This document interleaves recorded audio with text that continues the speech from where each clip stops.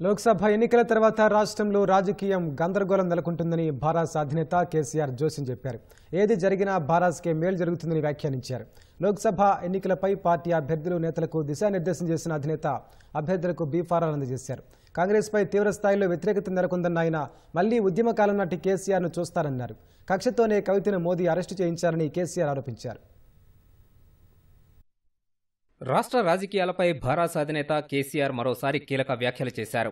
లోక్సభ ఎన్నికల తర్వాత రాష్ట్రంలో రాజకీయ గందరగోళం నెలకొంటుందని, ఏది జరిగినా భారాసకే మేలని తెలిపారు.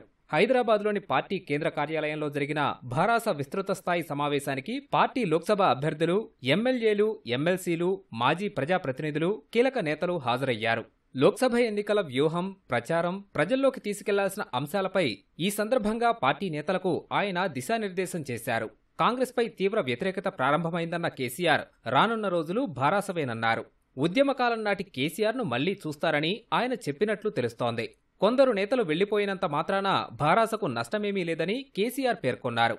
కాంగ్రెస్లోకి వెళ్లిన వారంతా ఇప్పుడు బాధపడుతున్నారని చెప్పారు. కొందరు కాంగ్రెస్ ఎమ్మెల్యేలు తనతో టచ్లోకి వచ్చారని, ఆ పార్టీలో అంతా భాజపా పెత్తనమే నడుస్తోందని చెప్పినట్లు వివరించారు. 104 మంది ఎమ్మెల్యేలున్న తమ ప్రభుత్వాన్నే కూల్చేందుకు ప్రయత్నించిన భాజపా 64 మంది ఎమ్మెల్యేలున్న ఈ ప్రభుత్వాన్ని వదులుతుందా అంటూ కేసీఆర్ వ్యాఖ్యానించారు. కాంగ్రెస్ ప్రభుత్వంలో టీం వర్క్, స్థిరత్వం లేదని చెప్పారు. ధాన్యం కొనుగోలు చేసే పరిస్థితిలో మిల్లర్లు లేరన్న ఆయన అన్నింటా ప్రభుత్వ వైఫల్యం స్పష్టంగా కనిపిస్తోందన్నారు. కాంగ్రెస్ ప్రభుత్వం మాటను అధికారులు వినడం లేదని చెప్పారు.